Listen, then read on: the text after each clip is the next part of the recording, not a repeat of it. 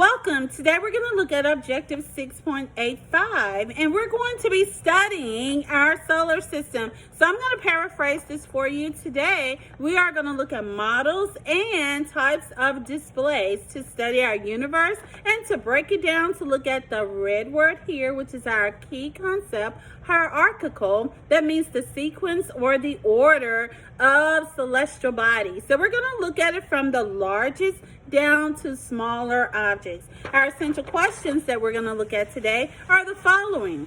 So we're going to discuss, number one, what is the hierarchy of the universe? Number two, what objects and celestial bodies are a part of our solar system? And number three, how does the terms revolution and rotation describe the motion of the earth, the moon, and as it relates to the sun? So stick around. We are going to have some fun. Well, this is my graphic organizer. Let me see if you remember which of these terms is the largest in this hierarchy. Yes, you're correct. It is the universe.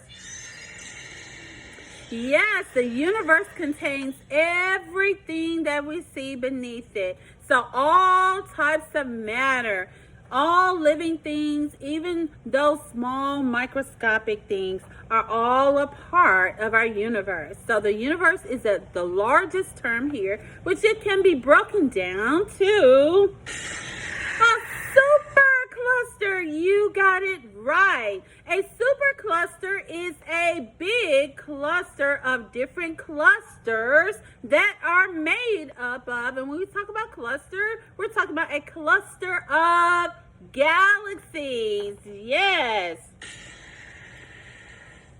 So, do you remember what the name of our galaxy is? Yes, thank you, Sparky. It is the Milky Way galaxy. Yes, yay. Knew you were smart. You are so bright. Do you recall which type of galaxy the Milky Way galaxy is an example of? Correct again. It is a spiral galaxy. We know our spiral galaxy has a central bulge and it has arms that are spiraling around it. And so our galaxy can be broken down into a solar system. Wonderful. You are on point today. I'm so smart. You are so smart. I knew you would get it right. And our solar system has stars, it has suns, it has planets, it also has moons, asteroids, and comets. And so today we're going to talk about the sun. And we have a little model here today. This is my model of the sun. And I also have created a model of the earth, and I'm using a pen here to show you, and I also have a little point to show you that this is like the south pole of the earth to show the axis, and so the earth is always tilted at an angle of 23.5 degrees. And then also I have a very tiny moon, and I have this as a little pipe cleaner to show you that our moon in relationship to the size of the earth. So the moon is smaller than the earth, and our earth has one moon, and I'm going to attach it here because the moon, our moon, follows the earth and it's the earth's shadow. So our moon is going to follow the earth every time the earth does something. So we have two terms that we want to describe today. And the first term is the term rotation. Very good. So as the earth is spinning on its axis, we say the earth is rotating.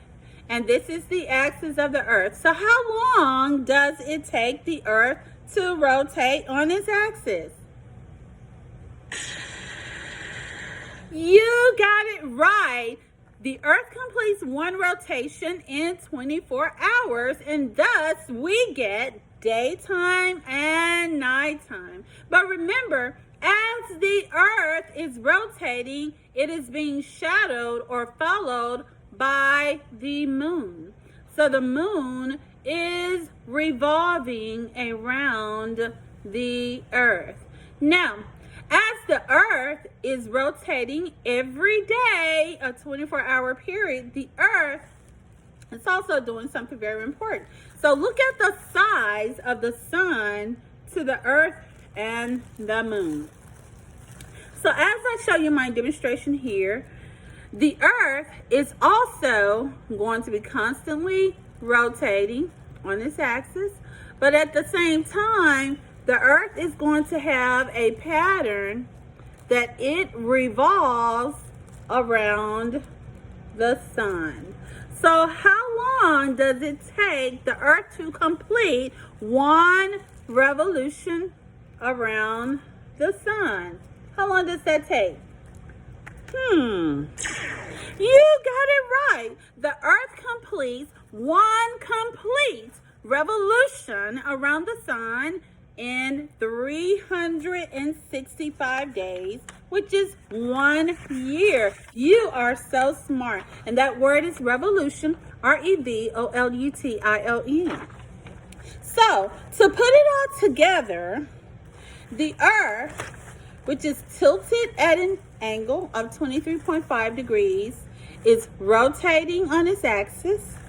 And at the same time it is rotating on its axis, it is revolving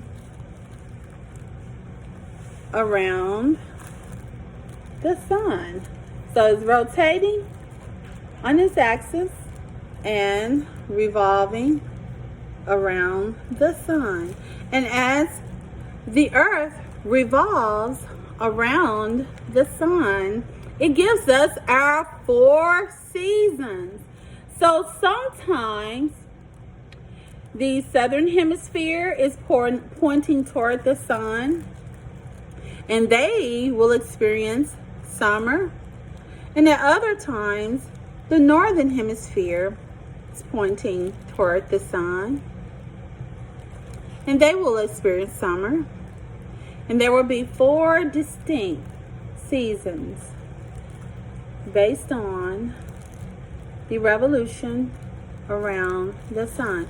Now, the force of gravity, we're going to say that the pen represents the force of gravity, is going to keep the earth at a set distance from the sun at all times. So as it completes that revolution around the sun, the distance does not change. Well, I hope you have enjoyed this lesson today. But before we go, I want to ask you a few follow-up questions, okay? And remember, we are just strictly reviewing something that we have learned during the third 9 weeks, and we missed you very well. Okay. Question 1. This model, or the model that I made, shows that blank orbits the earth and the blank revolves around the sun. What are your answers? Correct. The moon orbits the earth and the earth revolves around the sun. Very good. You are bright today. Our next question, number 2. It takes Earth 24 hours to make a blank on its axis. You guessed it. Rotation. Very good. And it completes one rotation every 24 hours and gives us day and night. Wonderful. Final question of the day. It takes Earth 365 days to make one blank around the sun. You guessed it. Revolution. You are so smart. Thanks, Sparky. Sparky agrees that you are smart too. So today I'm so glad, and I hope you really enjoy our review on Objective 6.8. And just to show you how you can make learning essential with things you have at home. Keep learning, and remember, we will be back to school one day. I am Mrs. Clay, and this was 6th grade Science Come Alive. Goodbye.